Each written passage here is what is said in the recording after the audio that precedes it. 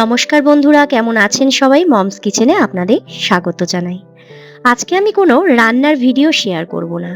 আজকে আমি আপনাদের সাথে শেয়ার করব বাঙালি অবাঙালি সকলের খুব পছন্দের আম তেলের রেসিপি। তাহলে চলুন খুব সহজে ও খুব কম উপকরণ দিয়ে বানিয়ে ফেলি আজকের রেসিপিটা।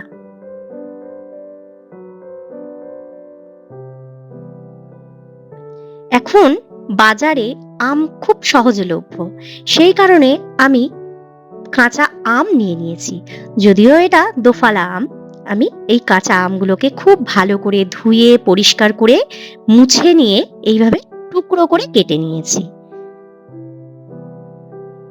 খুব ভালো করে শুকনো করে নিতে হবে আমগুলোকে। নেয়ার পরে আমি এর মধ্যে লবণ এবং হলুদ খুব ভালো করে মাখিয়ে নেব। লক্ষ্য রাখতে হবে এই আমটাতে যেন জল না থাকে। খুব ভালো করে পরিষ্কার করে আমটাকে শুকিয়ে নিতে হবে। যদি মনে হয় রৌদ্র লাগিয়ে নেবেন, ১ ঘন্টা মতন রৌদ্রে শুকিয়ে নিতে পারেন। আমি এখানে কাঁচা আমই নিয়েছি, আমি শুকিয়ে নিইনি। এর জন্য আমি নিয়েছি ধনে, জোয়ান, সর্ষে,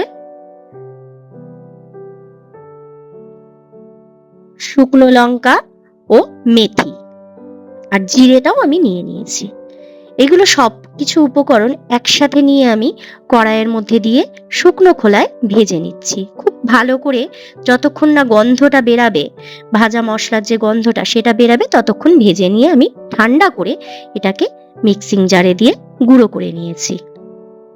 খুব ভালো করে মিহি করে আমি গুঁড়ো করে নিয়েছি। ঝালটা আমি আমার স্বাদ অনুযায়ী দিয়েছি, আপনারা আপনাদের স্বাদ অনুযায়ী দেবেন। অন্যদিকে কড়াইটা গরম বসিয়ে দিয়েছি। কড়াই গরম বসিয়ে তার মধ্যে আমি সরিষার তেল দিয়ে দিচ্ছি। অনেকটা পরিমাণে আমি সরিষার তেল গরম বসিয়ে দিলাম। লক্ষ্য রাখতে হবে তেলটা যেন পুড়ে না যায়। সামান্য একটু ধোঁয়া যখন উঠবে তখন এটাকে বন্ধ করে ঠান্ডা করে নিতে হবে। ওদিকে তেলটা ঠান্ডা হতে আমি রেখে দিয়েছি।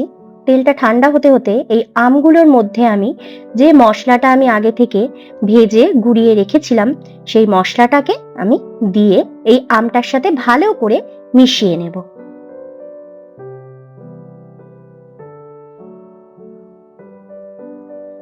আমি এর মধ্যে ২ চামচ পরিমাণে সরিষার তেলও দিয়ে দিচ্ছি।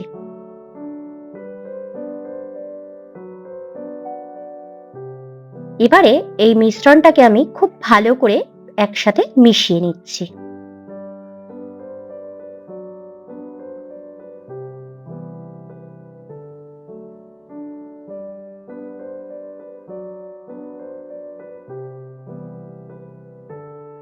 খুব ভালো করে মেশানো হয়ে গেছে।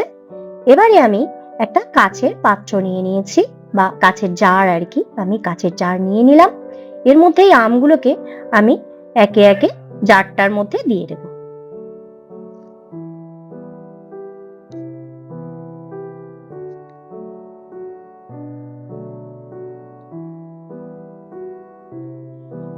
আমি এই জারটার মধ্যে আমগুলোকে দিয়ে দেওয়ার পরে এর মধ্যে কিছুটা পরিমাণে লবণ দিয়ে দিয়েছি।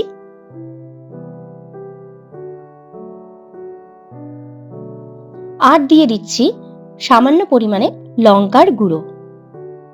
লাল লঙ্কার গুঁড়ো আমি এর মধ্যে দিয়ে দিয়েছি। আর কিছুটা কালো জিরে আমি দিয়েছি, সেটা বলতে ভুলে গেছি আমি। আর দিয়ে দিচ্ছি আমি ভিনিগার, ৪ চামচ মতন ভিনিগার আমি এর মধ্যে দিয়ে দিচ্ছি। এই ভিনিগারটা দিলে এই আম তেলটা অনেকদিন, যে কোনো আচারে যদি আমরা ভিনিগার দিই তাহলে অনেকদিন সংরক্ষণ করে রাখা যায়। এবারে আমি যে তেলটা গরম বসিয়েছিলাম, সেই তেলটাকে ঠান্ডা করতে রেখে দিয়েছিলাম, সেই ঠান্ডা তেলটা আমি এই আম তেলটার মধ্যে ঢেলে দিচ্ছি।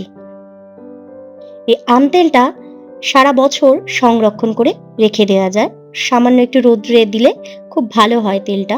আর যত দিন যাবে তত আমটার মধ্যে এই তেলটা যাবে, মশলাগুলো যাবে, এবং আম তেলটা মানে আমগুলো খুব সফট হবে। আর আম তেলটা ডালের সাথে বলুন বা মুড়ির সাথে এই আম তেল দুর্দান্ত স্বাদ লাগে। তাহলে চলুন, ভিডিওটা আর বাড়াবো না, এখানেই শেষ করলাম। আর রেসিপিটা কেমন লাগলো দয়া করে কমেন্ট করে জানাবেন। ভালো লাগলে আমার ভিডিওটাকে একটা লাইক করে দেবেন আর চ্যানেলটাকে সাবস্ক্রাইব করে দেবেন। সবাই ভালো থাকবেন, সুস্থ থাকবেন। দেখা হবে পরের একটা রান্নার ভিডিওতে।